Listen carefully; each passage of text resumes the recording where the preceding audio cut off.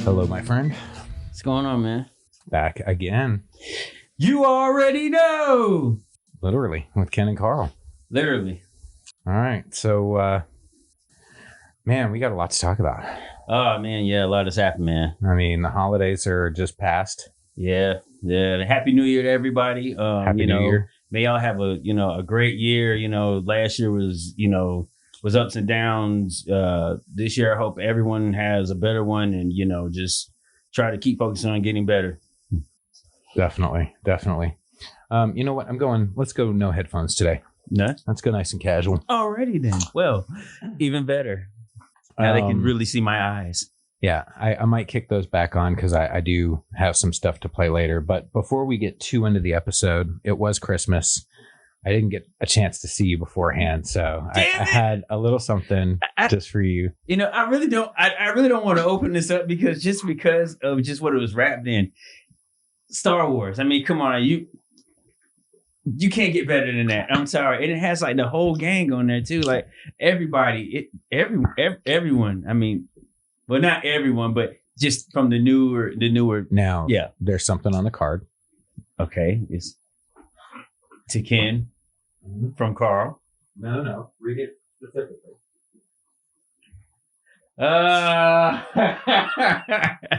It says to Ken SP.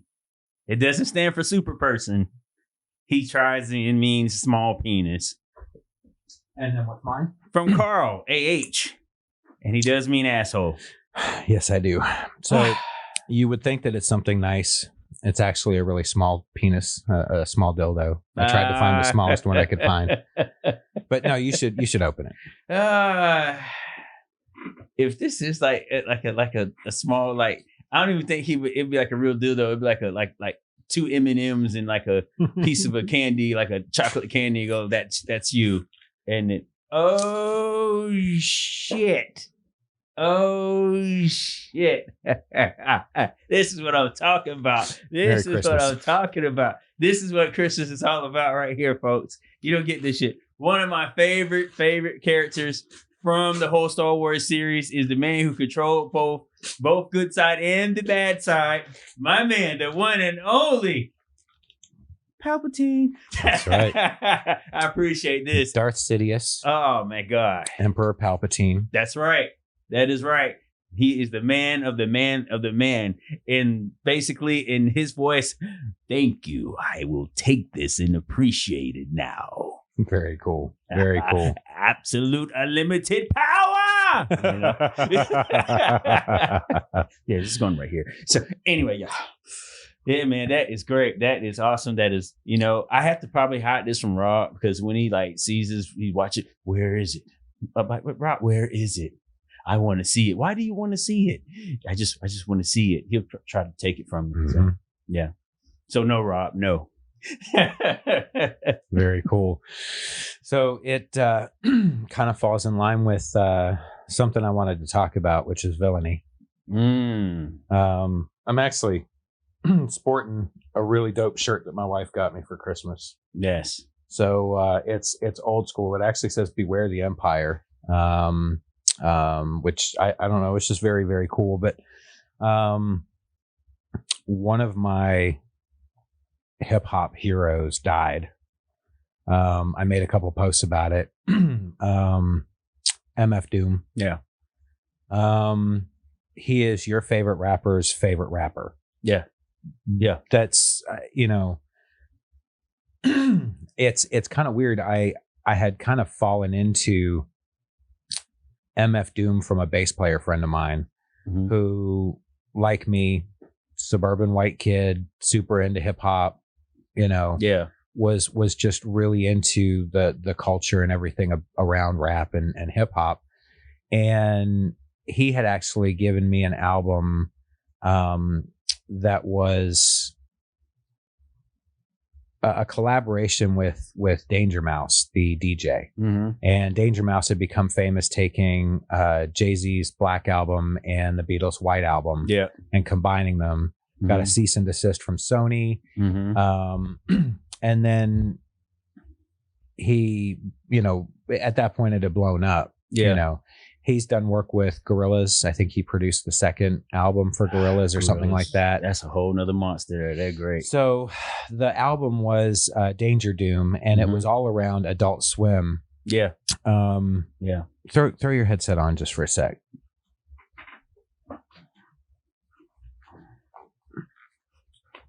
And this will come through nicely, but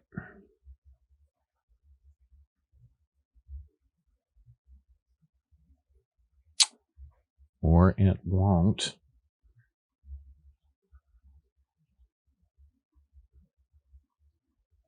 All right, I didn't set something up. Hang on a sec. Gotta love fucking podcasting. Hey, it's a part of the game, you know. Things happen. You know, technical difficulties, it happens. It's just like any other show, you know.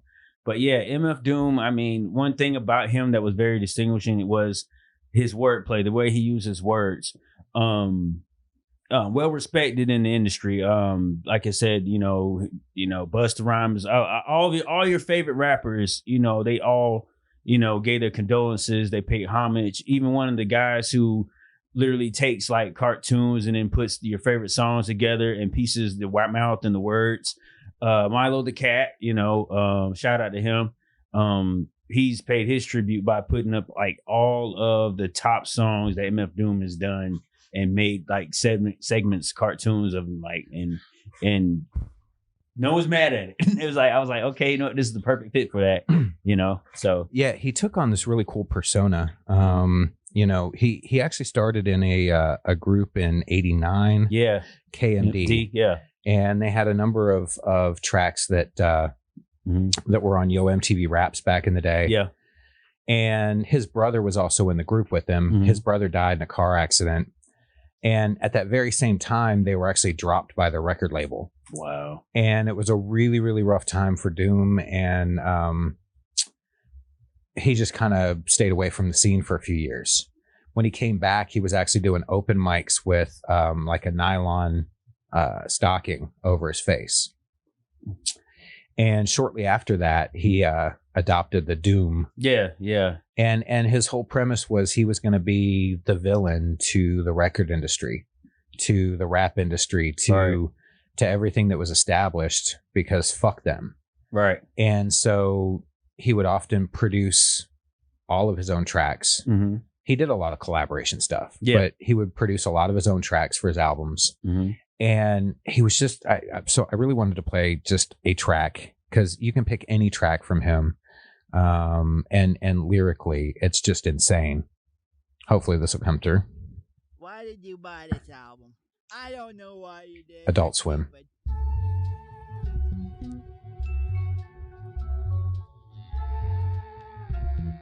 Yourself. The super flow with more jokes than Bazooka Joe, a mix between Superfly Snooker and the Super Hole. True MC like El Chupa Libre, digest a group and sell the poop on eBay. Danger with the vest screaming, shoot the DJ. Doom clicking over, 2 chickens, 3-way. 4 in the 5, a cork on the freeway. Villain find a way to make them pay whatever we say. State your intentions. I really love your tape, but I hate your inventions. Very well. What you want, a brownie? He took off the mask and whispered, put me where you found me. He kept his paper digits in a chunk. Once joined a rap clique, midgets into crunk. Did a solo on the oboe. Could've sold $1 million, then the villain went for Dolo. And just, I mean, they hated. He left no jaded witnesses. He has such a unique flow. Yeah, that album was run in the 2000s, and that pretty much is one of the albums that really he's known for. That and Mad Villainy, specifically. Yeah, you know, Mad Lib and he collaborated and did Mad Villain. Yeah, but he's worked under like a lot of different personas and names. He was such an interesting dude too, because there were like rumors that at some of the shows, it wasn't even him. He just wouldn't bother to show. He'd just have somebody else fill in. I don't know if that's true. Right. You know what I mean? Because he wore a mask all the time. Yeah. And I'm sure somebody could impersonate him. Of course. So, you know, he'd say crazy shit in interviews. Like, he doesn't listen to rap. He doesn't really like rap. He only does it for money. You know what I mean? But, you know, he would do that to fuck with people. Of course. Because you can't put bars down like that if you don't appreciate the history of hip hop. And there's a reason why so many professionals in that game listen to Doom. Yeah, I mean, and for one, you know, I mean, sometimes you got to do that to make it look easy, you know, and that's one thing about certain artists, you know, that you appreciate, you know, is that, you know, they make it look easy, but, you know, ain't no telling what he went through to get that good, you know. Oh, yeah. And sometimes you don't want people to know, you know. Yeah. I mean, sometimes it's good not to show, you know, all of you, you know, to, you know, everybody, you know. Yeah, I think if you think of most greats, you don't really think about what it takes to get there until after they've gotten there and people start talking about exactly. it. You don't see it in time. So, like, you know, we watched that Last Dance Jordan documentary. Yeah. And you see all the work and you see the drive and you see outside of games the way he is. You see so many years later sitting on a couch looking at an iPad, reacting to people say shit about him and still seeing that fucking hunger in his eye, right? Yeah. You know, you don't think about those things when you're watching the Bulls running for a championship. Exactly. You just think, look at that dude and what he's doing. Exactly. He's got 103 fever and he's throwing up, you know. Yeah. But he's still making it happen. He's doing it, you know. And so, yeah, I guess it had to have been a lot of study, a lot of work, a lot of open mics. Right. You know, but he was really prolific. He had so much work. So anybody that's not familiar, you need to check out MF Doom, all caps when you say his name. People, you know, as they say, there's a saying, you know, it's not about the goal, it's the journey, you know, and it's about what it takes to get there. So every, you know, well said. By the time, you know, you get into whatever you're supposed to do in life, you know, it's overall, you know, when you're at the end, it's always not going to be where you arrived at. It's going to be always about the work you put in. It's always going to be about what have you did in that impact, in that moment, in that time, you know. And I think you have to enjoy that process. Yeah, you have to, because at the same time you're really finding out who you are. You're really finding out who you are, and at the same time you're learning more about your talents and everything about it. You know, it's just that now, you know, for him, we get to see how much of an impact that he had on people. You know. Yeah, and. You know, you're always going to get a certain amount of people that will jump on afterwards. Oh, I always listen to Doom, blah, blah, blah. Yeah. It doesn't matter. I don't, you know, I don't really care. Yeah. I think as long as people continue to appreciate his work. Of course. You know, it's timeless. Yeah. In the same way that I can listen to Queen. Exactly. And it doesn't matter when it was written. Exactly. It speaks today. Doom has that same thing. And in hip hop, I think that's incredibly rare because it's so stylized and it goes through such shifts. Yeah. His wordplays and metaphors, like I said, you know, and don't get me wrong, this new generation, they have their own thing of where they're doing their music, the way they're basically, you know, basically open up themselves, and, you know, that's their thing. But to understand how the true essence of hip hop and where it comes from, that's why you have to go back and you listen to people like this and you get an understanding of what it is to do metaphors, what it is to be structured. That's to me, that's a true essence of mastering your craft. Yeah, I agree 100%.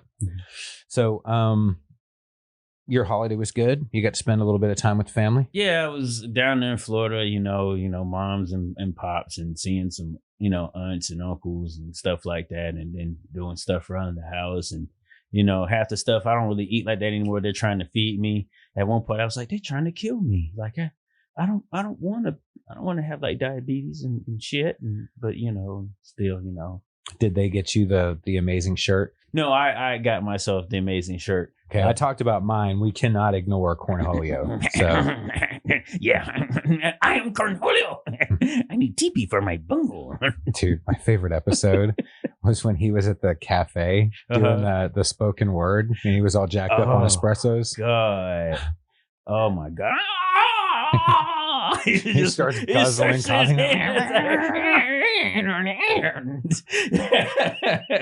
Yeah, man. I mean, I wear stuff like sometimes I wear shirts and stuff, and people look at me and go, "Why do you wear that shirt?" Or why is this like, for one, either I grew up on it or I listened to it or I actually know it. Because a lot of people wear shirts and they don't know anything, you know. Like this one time I seen somebody walk by and they had a Pink Floyd shirt on. I was like, another brick on the wall. And they looked at me like, what are you talking about? I was like, okay, you're wearing a shirt and don't have an understanding of it.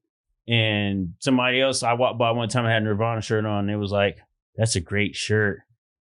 I love that. I love that whole sticky thing, blah, blah, blah. I was like, it's a group, you know, go just go kill yourself, you know, kill yourself. You know, I just tell people when they don't know stuff or they say something stupid, go home. I think in that case, if somebody sees something you're wearing and they don't understand the reference, it's not quite as bad. If you're wearing a shirt and you have no idea what it is, like, what the fuck are you doing? What are you doing? What the fuck are you doing? It's so many people that I know. And you want to know that says so much about who you are as a person, though. Exactly. Because it says that you totally do things driven by what other people think. Exactly.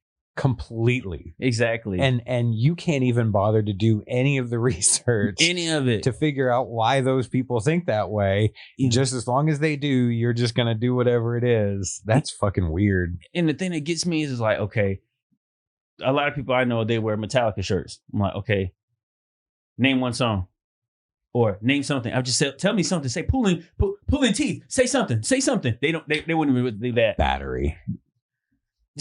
Okay, let me tell you something. They won't do that song. I have a lot of Metallica songs that I really dig, but Battery specifically was one of those.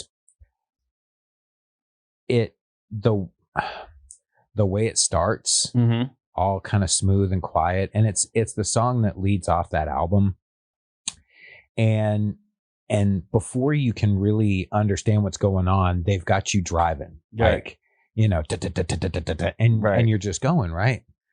And I was talking with this sound guy at a club that we used to play quite a bit when the Bone Church was out doing shows. There was a place in Duluth called Sweetwater. Okay. And there's a billiard hall attached to it, and they do dart competitions and stuff, but they had a live music venue and had won a number of Outside the Perimeter Creative Loafing Best Venue Awards. Oh, wow. And they used to host a lot of metal shows. I don't know. We haven't played in 3 years or so I couldn't even tell you what they're doing now. But I'm sure they're still hosting live shows when you know all the COVID shit ends. They'll get back to any of that. It's by that time for it to get over, man. But the sound guy Matt was so cool, and we would talk about this song. And anytime I went into Sweetwater, even if we weren't playing, if I was going to check out another band, if he saw me in between bands, he would put Battery on and he'd play it for me every time. It was the coolest feeling. Like oh man, I love it. And so that kind of became, and I just sit at the table and fucking air drum the shit out of it. Yeah. You, like I said, it's just certain, like I said, I wear stuff too. Like I said, things that I know, I grew up on. It's something that's just, you know, that's just as me individually. Like some people look at me sometimes and go, you weird, dude, you wear this or that and third. And like, yeah, because it's either I like it or it's something, you know, because I feel like, you know, one thing about my culture, the thing about it is that if you don't wear a certain thing or a certain brand, it's kind of like you're weird. And I'm just like, why is that? I never understood that for the sake of my life. So I always found it kind of weird that as kids, a 5-year-old kid is a 5-year-old kid, right? Regardless of what race they are, regardless of what gender they are. Yeah. They're just a 5-year-old kid, and they all have the same kind of innocence, and they have about the same grasp on the English language. And, you know, for the most part, they're just a 5-year-old kid, right? As we start to get older, we start to shape ourselves into a lot of the stereotypes, right, that are fed to us, right? Whether that's through media, whether that's through culture, whether that's through anything. Right. But I think in some senses, we start to gravitate towards certain things. And then there's always that natural kind of, you know, prepubescent puberty kind of breakout where you want to just find something for yourself and be a part of something. And that's where goth kids come out of, and, you know, all kinds of different shit. I'm not picking on goth kids. I'm sorry. But anyway, you know what I mean? Like, you know, all of those kind of things are kids trying to rebel against whatever that current mold is that's being shaped for them. Exactly.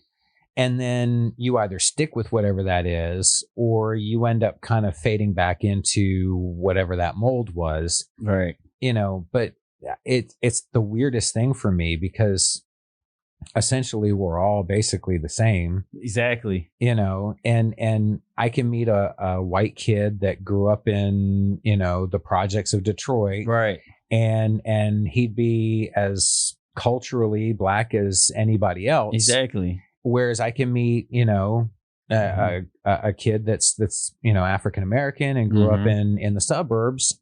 And, one of my friends from high school, Alex Burke, was into heavy metal and playing hockey. Right. And he was great at hockey. Right. And he was African American kid, and but he grew up where we grew up, and he grew up with the same kind of culture that we grew up. And so that's how, you know what I mean? So it's just kind of weird. It's weird to me, and I've never understood that. I'm just like, you know what, regardless, I'm gonna do me. This is how I am.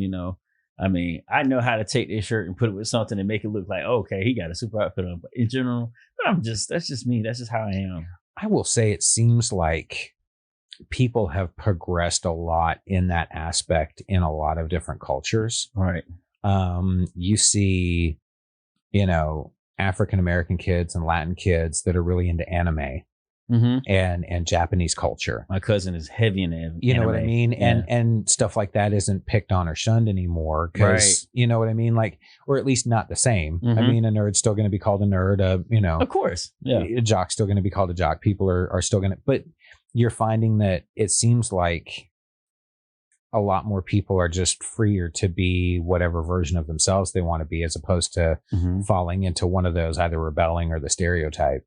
Yeah, that's why I say to people all the time, be who you are, be who you are and like what you like, and don't be ashamed of liking whatever you like. I mean, it's just the thing about it is that's why we're different. That's why we're all individuals. We all like different things, and certain things gravitate to us. The things that we do, the things we watch, is all just a personality. Like me, I sat there the other night and everybody else is like, man, do what you do. And I was like, I'm on my computer and I'm watching Wonder Woman right now. I'm just 84. You damn right. Is it good? It's okay. It's okay. I'm not gonna say. Come on, DC. No, help us out, man. They did their thing, but they did their thing. But did they? This time around, did they? It's they really told. You just did they? It's just that really don't lie to me. They did their thing. It was more so the story. You got more of the story. I did like what they did when they talked about, the great female warrior Asteria. I will give this away is they talked about her. You don't see her in the end, but the way that they do it is they pay homage because they finally show her in the end and she turns and looks at the camera. She says something and winks. It's Linda Carter. I said, okay. I like the way they did that. I did hear that she was, there was a nod to her in it and that she was in the movie. Yeah. Oh my God, I had the biggest crush on Linda Carter. Was the movie really heavy into the, girl power kind of pushing it? And the reason I say this is because in watching The Mandalorian season 2 again, because on Christmas Day, Eric and I binge watched the whole thing because she hadn't seen any of it. And well, she had seen the first season, but she hadn't seen the second season. So what I love about that show in both seasons is you had amazing characters that were just who they were, regardless of who that was. Regardless of race or gender, you had amazing characters in that were just that, great characters. Bill Burr's character was a great character. Yeah. But when you're talking about Cara Dune and you're talking about Fennec Shand and you're talking about Bo-Katan, that final scene where the 4 women are going through and just clearing out stormtroopers. Right. Like boss. And not only was it not physically mentioned, hey, look at us, we're all girls. Yeah. Which has been kind of a Disney thing. Yeah. But has never been a Filoni or Favreau thing. Right. Now, it was kind of a Russo brothers thing. Yeah. Right. Because you did get that. They gave you the very, like they even said it. Mm-hmm. Right. Okay. So the reason I bring this up is there are certain times where you have those characters and you don't have to do that. And it works great. Right. Sigourney Weaver as Ridley in Aliens. Yeah. You know, that part apparently, and I getting this from a podcast because I heard it recently, but that part apparently was cast to both men and women. They had no plan for who Ridley was going to be. Right. She just won the role. Right. And rightfully so, because she kicked fucking ass in that movie. Yeah, I mean, she's a great actress anyway. I mean, hands down, she's been so like every movie I've seen her in. I've never looked at her and be like, oh, she's just a woman. No, she's a great actress. I give that to her. Always. So, you know, when I'm watching the series for Mandalorian, but even specifically where you have that opportunity where you have 4 really, really strong characters that are all women that are going through and blasting and taking people out and working together. And there was nothing heavy-handed about it. Nothing felt heavy-handed about it. It was how the character divide needed to go in that instance so that they could get the job done. It just happened to be, you know, right. Boba Fett's flying his ship. He needs to be the one flying his ship. You know, Mando needs to be the one to go get the kid. Yeah, it made sense. There just happened to be 4 other women on the ship, and they just happened to go take that role, and that's what they did. Yeah. Nothing heavy-handed about it, and it works so fucking great. Yeah, that whole, I tell you, that whole second season, The Mandalorian, I mean, so that's what worried me, though, about the Wonder Woman. They did it. Well, Wonder Woman, I mean, in this movie, we have to watch it. You're not gonna get that feel, okay? But you're gonna see where. So it just feels like a superhero movie. It does feel like a superhero movie. It does. That's all I want. What's her name? Is it Kristen Wiig? Kristen Wiig that plays Cheetah. I was surprised. I was like, she's great. She's great. She's really great. Yeah, and she's great. And when you see her actually have the whole cheetah fit on and walk around, I was just like, you really made it believable. Like, okay, like I can tell you did your work. You kind of watched some cartoons on her and kind of got the idea of how she would be. It was great. It was great. But like I said, this time around, don't look for a whole bunch of action. Look for the story being told of how things develop. I'm okay with that though. Yeah. You know, I'm all right with it not being crazy action packed all the way through. Right. Because they had to explain certain things, and you had to get that first before it went to shit. You know, I would even say that I would rather a movie have less action, and the action that's in it is not just worthwhile, but important. Right. Than have a movie that has action start to finish, and it's just at some point it just becomes like, you know, white noise. It's that and not only. It makes you question, like, where did all these people come from? What did they do? And this is the reason why it took over 10 years for Marvel to get to the overall picture of the end game, because you couldn't just do 3 movies and here it goes. No, you had to explain everything and where it developed and what was going on Earth and what was going on in the universe. Like, it's so many things had to be explained for it to work. I think that's the daring of what Marvel did. And kudos to Disney, Marvel, and the Russo brothers and Favreau. You know, you have to have a lot of patience to pull what they pulled off, and you're really kind of banking on a lot, right? Because at any moment, too much starts to fail. So you've got your basic storyline, and then you're doing all of these sub movies to introduce characters outside of it. Right. And it's brilliant because I'm not wasting time in the Avengers movies introducing all these characters. All right. I get to do in-depth introductions often in other, you know, movies, right? But it also allows you to fill those gaps in time. So you're constantly producing content that can go out to people, but it's all feeding into the same storyline. Right. Here's the problem. If too many of those sub movies suck, then it weakens the overall whole of the story. Right. Right. Because people start losing faith in it. Now, not all of those sub movies were fantastic, but they were all good enough to keep you involved. Exactly. Include those other characters.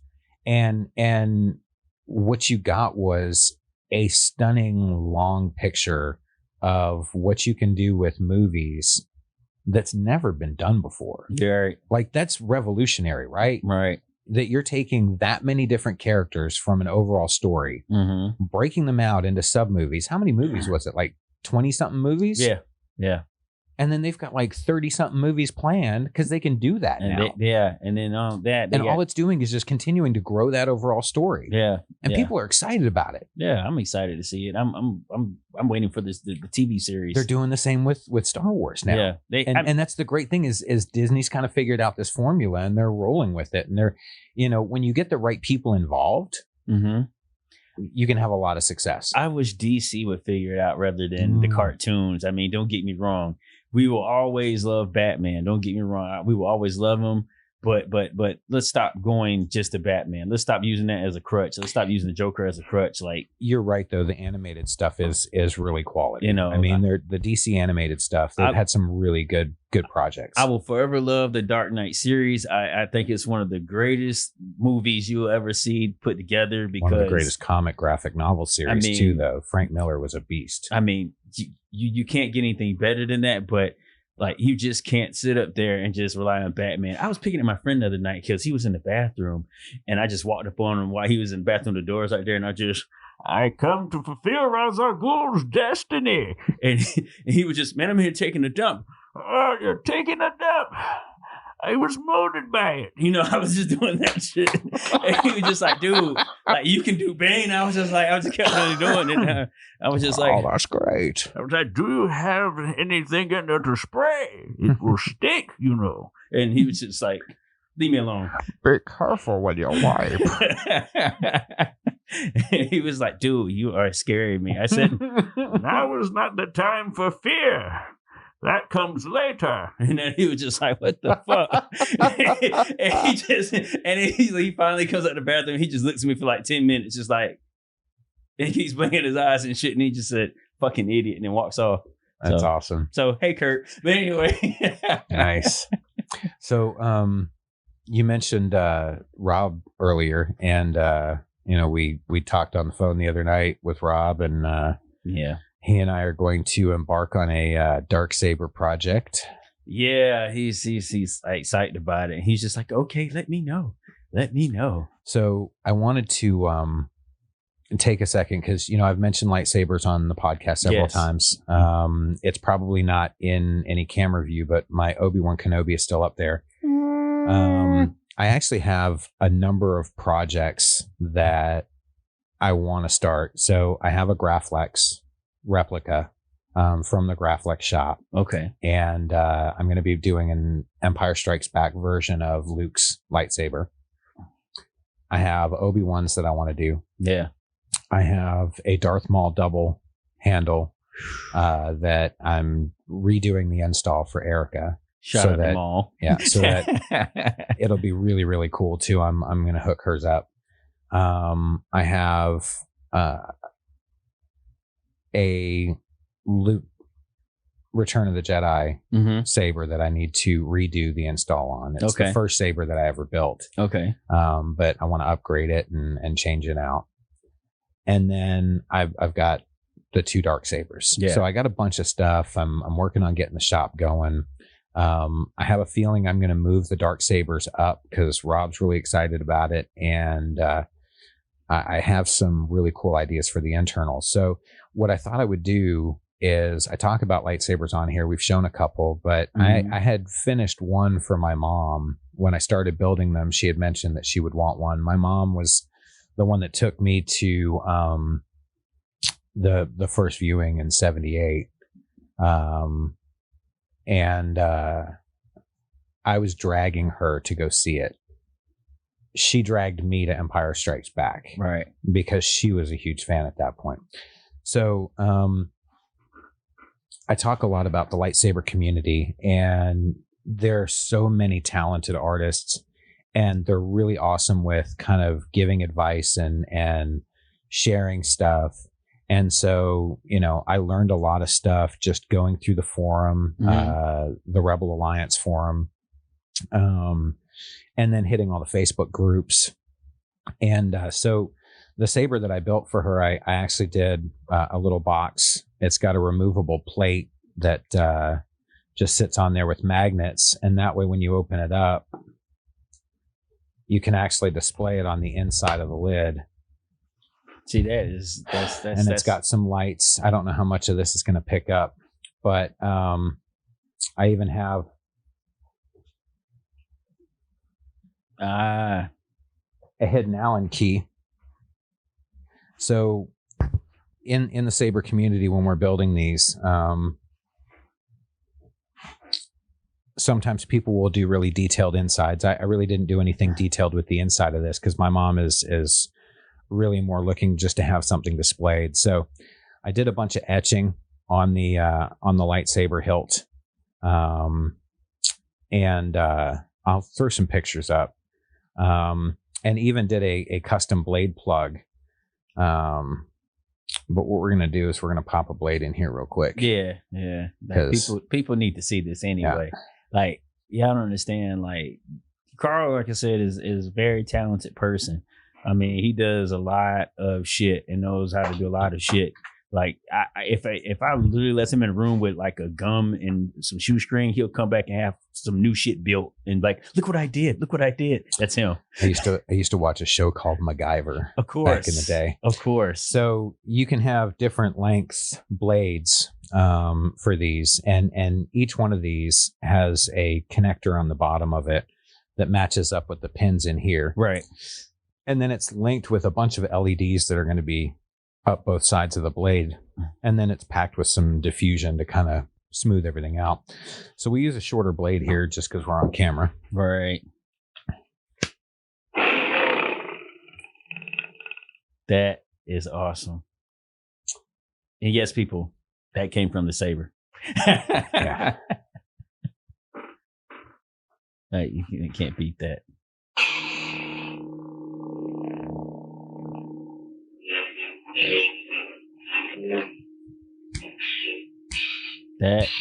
That is Star Wars shit right there.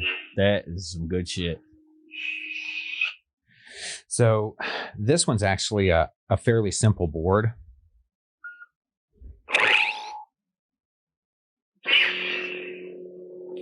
And it's made by Irv Plechter, Plechter Labs, and this is a Nano Biscotti version 4. And so this one will hold 3 different color fonts. Obviously, you see the green.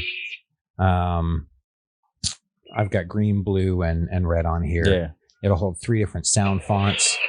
So each of the sounds are going to be a little bit different. But it's reactive to movement. It's got clashes. And then the nice scrolling effect comes from those neopixels, which is the LEDs that are in it. Right. Okay. So, but it's great though. It's awesome. I think it's great. And the cool thing is, that one was pretty simple. Yeah. It's not an overcomplicated board. They have a ton of great equipment. So in the controller boards, Plechter Labs has done a number of different improvements to their boards. They're at the Crystal Focus 10 right now, which has smooth swing. It can hold a ton of sound fonts, color changes, style effects. You can get flame blades and all kinds of different unstable blades like Kylo Ren. So theirs is an extremely feature-rich and affordable controller board. Okay. You also have open source. Frederick Hubinet created a Profi board and opened it up so that because it's open source, he opened up runs and I think there was a gentleman named Thexter who had originally come up with the smooth swing algorithm that a lot of these different boards are now using, or at least had been influenced by. Right. But he worked with Frederick on the smooth swing. And what they can do with some of these boards now, it is so realistic. You can get clash and blocks in specific areas on the blade. That's crazy. Tip drags. That's crazy. Like, you know, they have buttonless turn-ons where you just kind of twist it and the blade ignites. It's ridiculous. So, you know, anybody that's interested in prop lightsabers, the basically the prop community, Universal Lightsaber Group is a fantastic one. There's a bunch of, or I think it's Universal Lightsaber Community, ULC. Okay. The Vault, which is run by Vader's Vault, which is a saber company here in Georgia. There are a lot of really great groups where people will share information. They're difficult to make because it takes a technical aspect plus an artistic aspect to it. So, you know, there are a lot of people that get kind of suckered and scammed in the community. But I will say the community is so great about turning around and highlighting people that scam and calling those people out and bringing attention to them to keep everybody else in the community safe. Mm-hmm. So, you know, they can be quite expensive, and a lot of people get shocked because you can get a lightsaber like that works for a couple $100, right? And be really happy with it. All right. But then you'll turn around and see one that's going to run $5,000. Right. And someone's going to go, what the hell? But the work and the detail that goes into those. It's totally different. Totally different. They create crystal chambers that are ridiculously good. I still remember when you were actually doing a saber for somebody else that you know, and you were kind of sitting there and you had like brought the computer up one day and you were sitting there just programming the way it was just going to light up, the way it was going to start up, the light up and close back. People understand it's a lot of work. It's a lot of work. It takes a lot of time. And then at the same time, like somebody like Karl, he sits there and he actually, you know, goes over it and lets people know like, hey, this is what you're going to get. But if you wanted to do this, if you want to do this, it's going to take more parts. And also it's going to take more to do this, you know, like me, one day I am going to get a saber. I'm just like, I know me, one day I'm gonna run around and chase people with it. I know that's just me. That's how I am. Probably, maybe I know when Rob gets his, he's probably gonna look at me and challenge me to a duel. And pretty much that's how we are. Yeah. Well, the dark sabers are really cool. I was telling Rob that the design of the dark saber has changed slightly. Mm-hmm. So the dark saber was created in Clone Wars by Dave Filoni. Mm-hmm. And Rob gave me an earful for messing up on episode 13. Yes, he did. I did make a correction in 14. I don't think he had seen that. He gave it to me first before I was like, but he made a point to get me on the phone and go, listen. So I'm sorry, Rob. I do correct. It was the Clone Wars and it was very squared off. Yeah. But you know, it's a stylized animated series too. Mm-hmm. But it's a saber that has a flat blade to it, which is unique in a lightsaber. It also has a dark center to the blade, and it just kind of glows on the outside of the katana style blade. Right. So, now that Disney has created a dark saber for the Mandalorian series, they actually have a working prop now that the community can dissect and go through. And there's already like 5, I think, different makers that are making the darksaber hilt in the new style. But there were a number of them in the very squared off style. So you can actually get one that looks very much like the animated series. Right. Or you can get one that's going to look like Moff Gideon's. Yeah. And I think we both agreed when we talked with Rob that we were going to do the newer style. Right. It's going to look a little better, feel a lot better in your hand. Exactly. And then we'll get together and start kind of designing it. But it's such a cool hobby. And it's, I think one of the weird things with me, you were talking about the journey. Yeah. And I have preached that for so long. I think in some weird way, I probably started preaching it when I was young because I had no direction and didn't know where I wanted to go. So I had no choice but to enjoy the journey. And so I would talk about that a lot, but I would see people that would they'd stay so driven that they would lose focus on why they got into whatever it was because of the end goal. Right. And then when you get to the end goal, you're not going to be satisfied. No. Because you're already going to set another goal. Well, I accomplished that. Right. I have to set something different. Right. So I tended to be a person that would get involved in a lot of different things, not necessarily to perfect them, but just because I wanted to, just because I wanted to try it. Right. You know, in sports, I played tennis, I did horseback riding, I played hockey, I played soccer, I played baseball.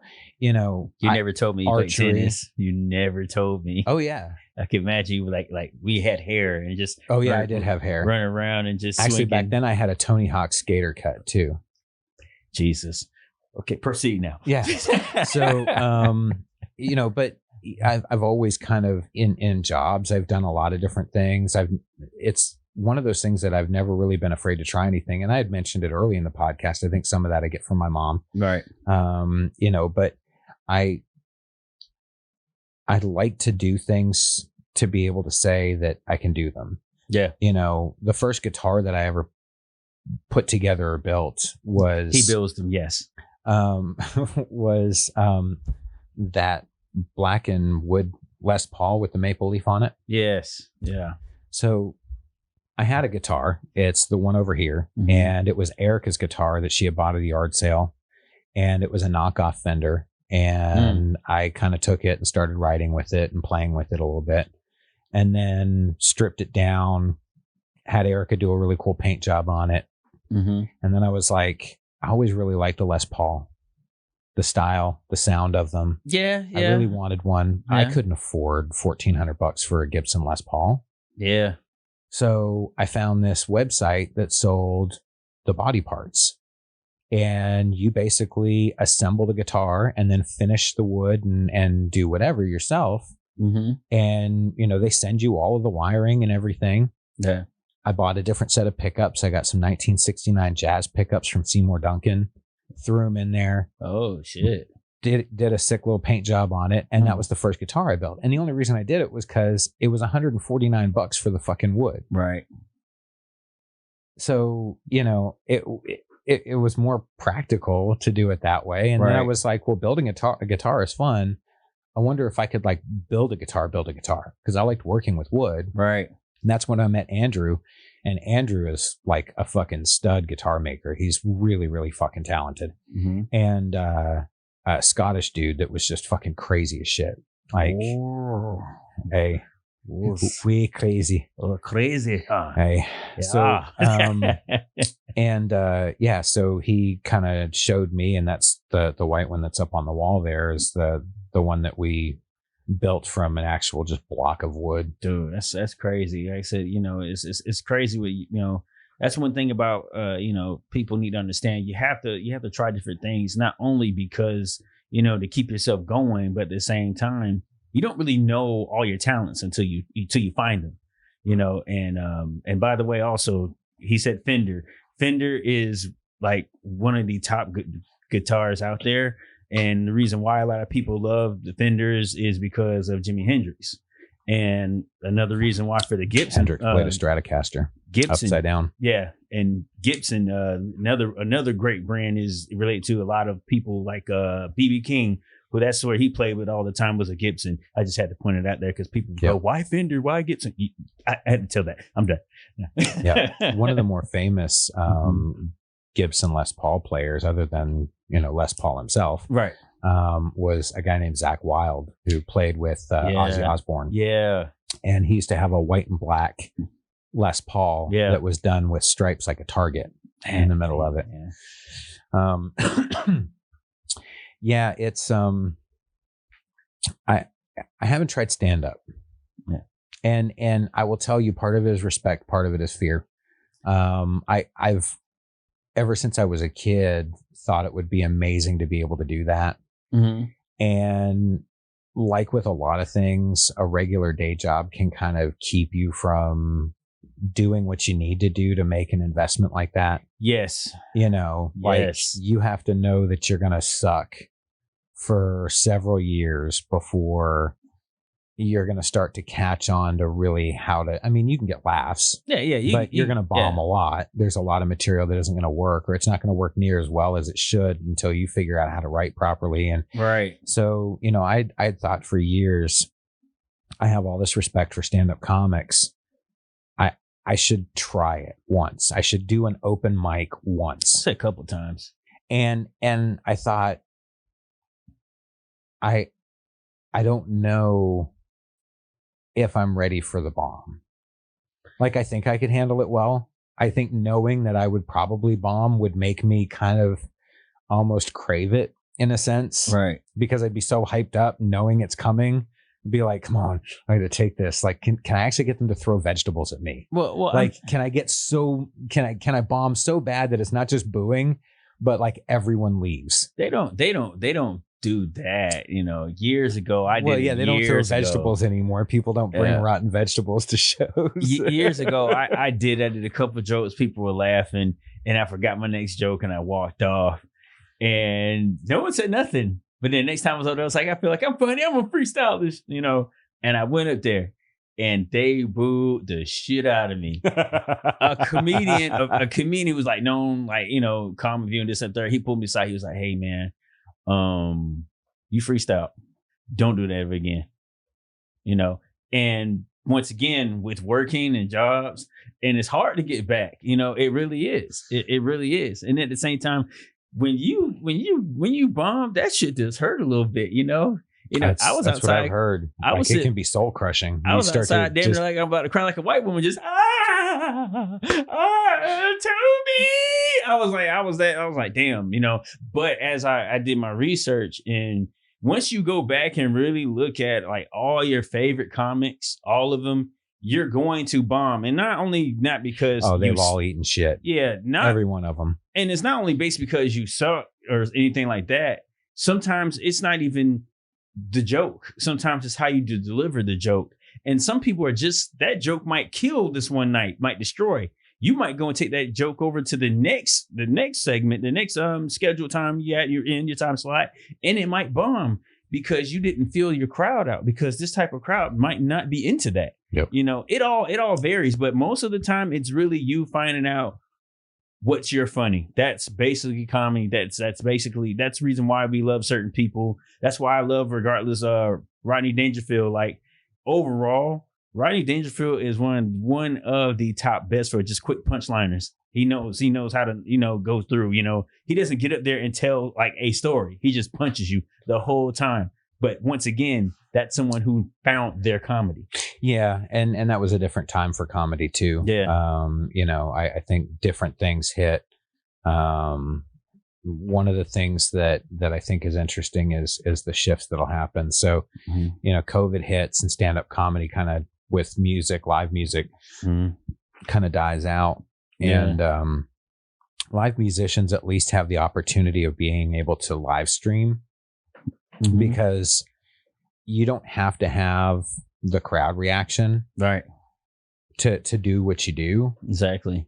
Whereas in stand up, it's kind of kind of different there. Yeah. Well, I wasn't sure what that was. Yeah. Thought maybe you were farting or something. No. That was not me. Worry not about the fart. So I don't know. Comedy is such a unique art form, and you can't do that through Zoom or through live streaming. No. But you found, like, the way some of them adapt. Andrew Schultz has a new Netflix series, and it started because when this pandemic hit, he had just finished building his own podcast set. Right. And in a lot of ways, it was the reason I wanted to do this, was because I saw what Andrew Schultz did, and thought, you know, that's dope as shit. Like, so, when the pandemic hit, he was like, this is what's going to separate people, you know, pivoting and finding a way. So what they were doing is they were still doing their podcast, which is great because podcasts are pandemic proof. But he also started doing Instagram bits where he would turn and do these really quick monologues, but they're fast paced. Mm-hmm. They're bit after bit after bit after bit after bit. Mm-hmm. And he hits you for like, 5 minutes or whatever, and then cuts. And he would do these on Instagram, and they were killing. And he started to blow up. His crew started to blow up. Mm-hmm. And he worked a deal with Netflix where they have 4 15-minute Andrew Schulz segments where he just goes off. Mm-hmm. And one of them's about politics. One of them's about the pandemic. And he crushes it. He crushes it. So it's interesting when you can see an art form that's so unique to begin with. Mm-hmm. And then when it's given that adversity, how it starts to shift and change around it. Right. It's once again, it always goes back to, hey, your comedy is basically you finding you and finding what works for you.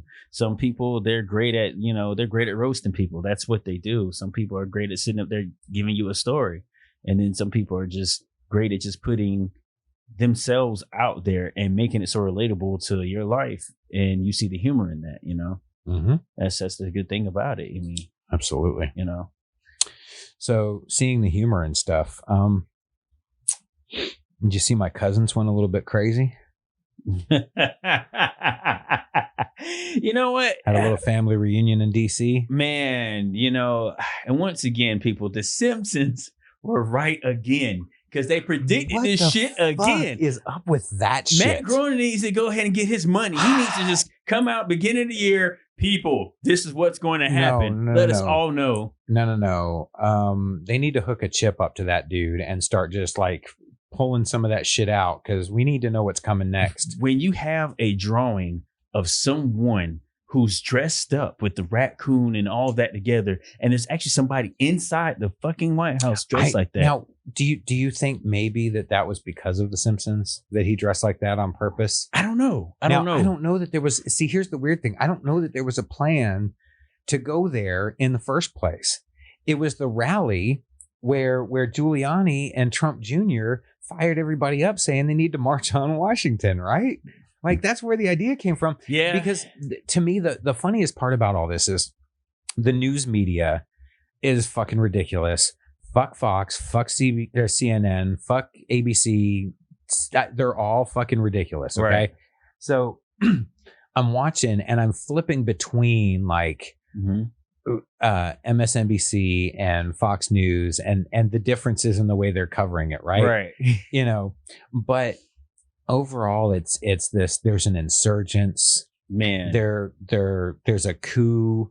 They're taking over. No, it's just a bunch of hapless white people running around thinking that they can do whatever they want. Which, in essence, I mean, police-wise, there was a whole different reaction. Once again, people, this was a display of white privilege because anybody else who would have ran up to that Capitol would have been fucking shot regardless. Had 4 black men that walked up and were met with a whole bunch of guards and shunned away. Exactly. And yet you get like fucking Paul Blart Mall Cop on duty for when the white folks want to come in. And there again, like I don't know that you can say it's pre-planned. That they didn't have the right guards or whatever on. I don't know either. But you can't deny that that's ridiculously different than how it would be met if that was a Black Lives Matter movement. Black Lives Matter, believe me, the military was up there sitting there like, let one of you motherfuckers step an inch up there. I promise you're gone. So getting back to Raccoon Hat, he had the horns, right? Yeah, the tail and all that shit. We'll call him Davy Crockett for now. Oh. Okay, so Davy Crockett shows up to the rally. Did he know they were going to I mean, like, but how would Matt Groening know that? I don't fucking know how he does weird. it. I'm telling you, it's weird. We need to. I'm gonna add him and say, dude, how do you know this? And by the way, check out our podcast. But seriously, no. I mean, I mean, the thing about it is it's the way it happened, and you're sitting there like I'm literally in like at work. And I'm driving, and all of a sudden, like I stop, and I look at my phone, in latest news, Washington. And I'm like, and I click it. I'm like, what the fuck? But at the same time, it's like weeks ago, there was a guy, I was at the gym, and he was telling me like they have something planned that they're gonna do. And he was like, there are people on TikTok talking crazy, this, that, and the third. I'm like, okay, cool. You know, that's, you typically listen to like, okay, whatever. And all of a sudden this shit happens. And you're sitting there going, maybe it was premeditated to an extent. Yeah, to an extent. And I'm just like, maybe that guy was dressing like Matt Groening's character just because he knew it was coming. It just seems so weird. Like, I just question the level of like, what are we doing here? We say this is a constitution. We say we have laws in place, and then stuff like this happens to where people can do things like this. And the biggest thing to me is you're not living up to what you set out by allowing these things to happen. And I mean, in a sense of, don't get me wrong, I'm all for protesting whatever you feel. Don't get me wrong. I mean, because once again, that's freedom of speech. But still, now we're going to climb up the walls. We're going to go in. We're going to start taking pictures. We're going to start taking podiums. We're going to start getting up the mics and screaming and taking shit. That dude walking through with the podium. Yo, I said, what the fuck? I saw that shit. I was like, what the hell just happened? Like, trust me, if it was my black ass, they would have shot the shit out of me. Even after I was dead and gone, my body twitched or fart, they would have put more bullets in my ass. Do you know how many times I heard that day? Mm-hmm. What are your cousins doing? Man, I mean, a part of me was like, damn. I said, one of them looked like Karl, but I just didn't, I was like, well, but then again, at the same time, I was like, look, get the fuck out of here. But I just couldn't believe it. And then at the same time, I was like, well, can you not believe? Why can't you believe this? So much has happened in the past years. Like, what you expect? Here's the sad thing is we couldn't make it 7 days into the new year. And shit had to start already. Now, I don't know if people really remember all of what happened in 2020. Oh, it's a lot of shit. It started with Australia on fire. Yeah. Right? Yeah. Neil Peart, my favorite drummer in the world, passes away. Okay. Now, that's not just because he's Canadian, but he was a drummer for Rush and he was fucking amazing. We lost a lot of really great people. Exactly. In 2020. Right. Killer bees. Yeah. Right? Fucking assassin bees were coming. Yeah. California's on fire. Yep. Pandemic. Yep. Lockdown. Mm-hmm. Economy shut down. Yep. Government insults us. Right. President goes fucking just ape shit crazy. His everyday regular. Yep. No. He was turned up at least 2 or 3 decibels for the whole pandemic. Mm-hmm. All of this shit happened in 2020, right? Mm-hmm. Black Lives Matter. Yep. The police going off. Right. Well, they've never stopped. Well, okay, so but more so the attention has been drawn to them now. Right. Yeah. Right. Yeah. All of that shit. Yeah. And we're like, oh man, we made it. We made it through 2020, most of us. And we're sitting here at 2021, and 6 days in, shit is already hitting the fan. I felt like I was like in the previews of a movie. And the opening credits started, and I was like, "Oh shit, I've seen this movie. I gotta go." Yeah, I was just sitting there like, man, like But the thing about it is that what more can you do? I mean, don't get me wrong, freedom of speech I'm all for that. But then when people start dying, when someone is just there doing what they're supposed to do, and things happen in a situation like this, and it shouldn't have been that. It's supposed to be people protesting and letting your government know how you feel. Don't get me wrong. I'm not for the president that's in there now. I'm not for him. But at the same time, you have every right. If you feel that this is your president, express yourself, but not to a point of where, hey, okay, I'm gonna get angry. I'm gonna start hurting people. I'm gonna, somebody lost their life in this. I really feel like social media has really kind of turned us down a really bad path. I agree. Because of the isolated information that you get, the very myopic view that comes out of social media because of the algorithms and the way they're set up, so that you're getting whatever it is that the algorithm thinks that you want the most, right? Which in a lot of times is the hateful stuff. It's the stuff that makes you angry, is the stuff you react to. I agree. Right. So with that, it's kind of given people this standoffishness where, I refuse to budge from my point of view. You and I both agree we don't like either of the candidates, the one that's leaving or the one that's coming in. I'm telling you, I don't. And the worst part is the one that's coming in probably won't be there very long, and the one that's going to take its place is worse than the one that's coming in. Right. Yeah. And that's politics. And unfortunately, we just have far too many people in this country that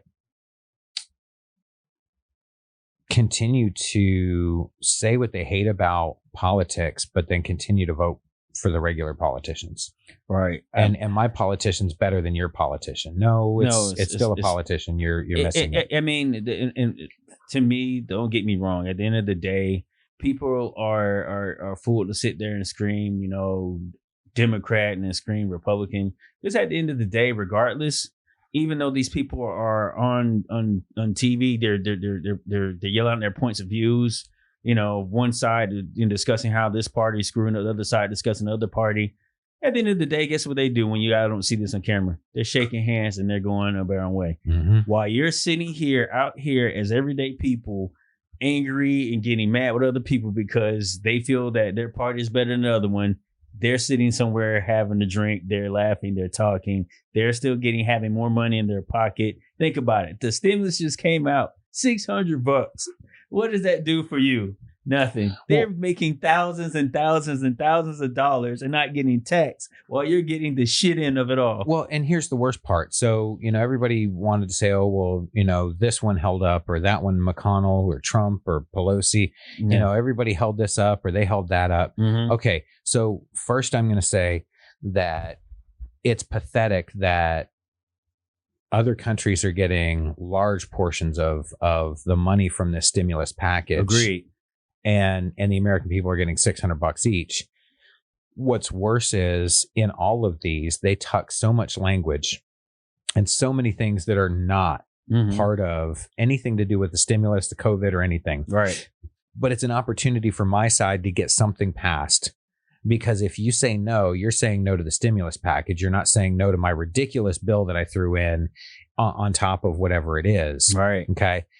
But then you outwardly get Joe Biden telling people that if Georgia goes blue, you'll get a $2,000 stimulus check. Right. Go out and vote Warnock. Go out and vote Ossoff. Right.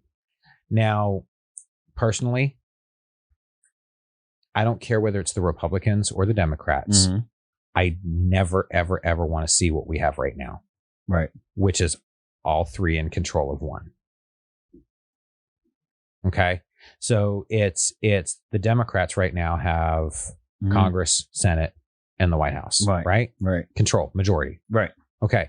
So what you're going to find is there is nobody that can say, hey, this might be a bad idea because of this. I agree. To a certain extent, I do agree with that. I do. And it's just as bad if the Republicans have the White House, Congress, and the Senate. Right. I think also, too, that people have shifted just because of what they've seen. But for your inaugural president, your president-elect, to specifically say, you need to vote this way or I'm not giving you the stimulus that you really fucking deserve.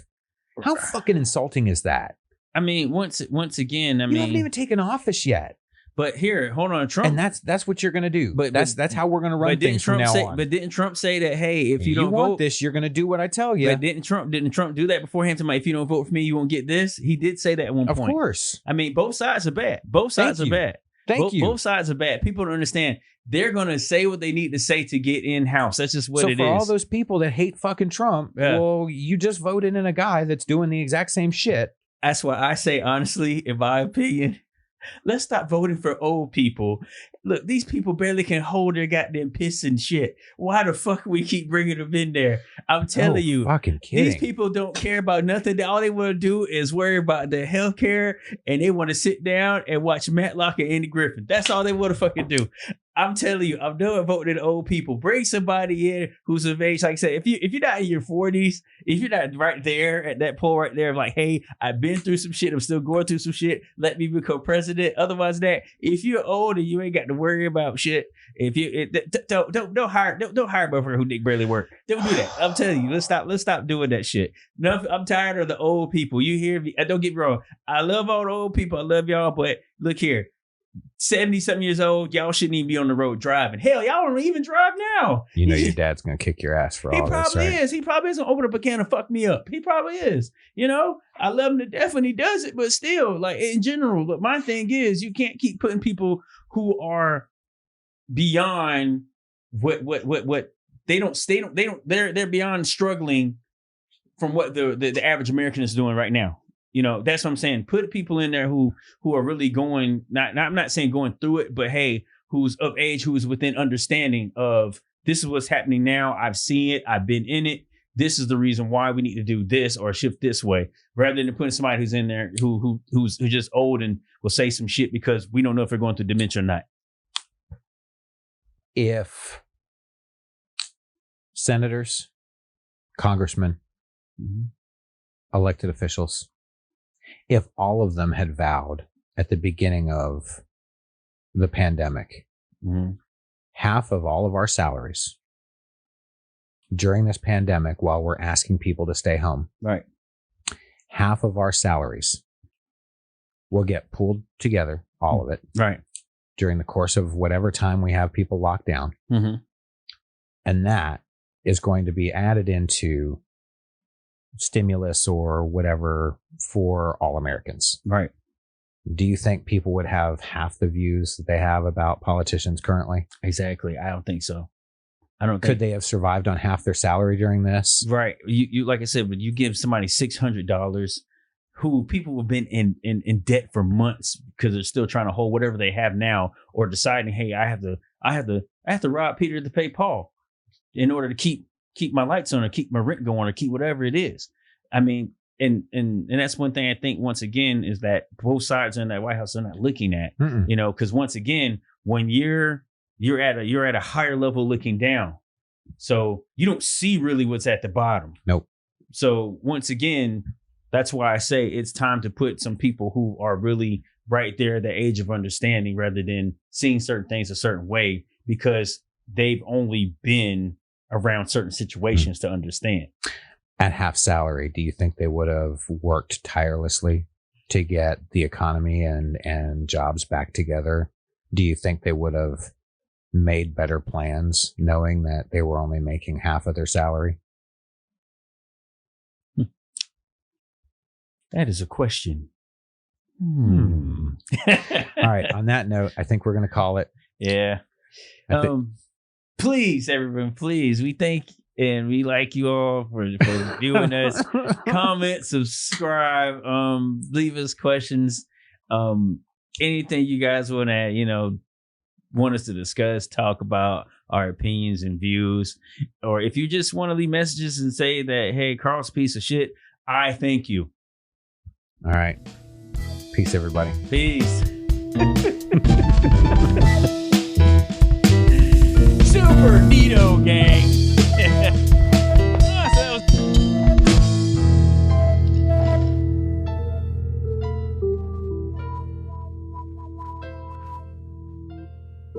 Wow.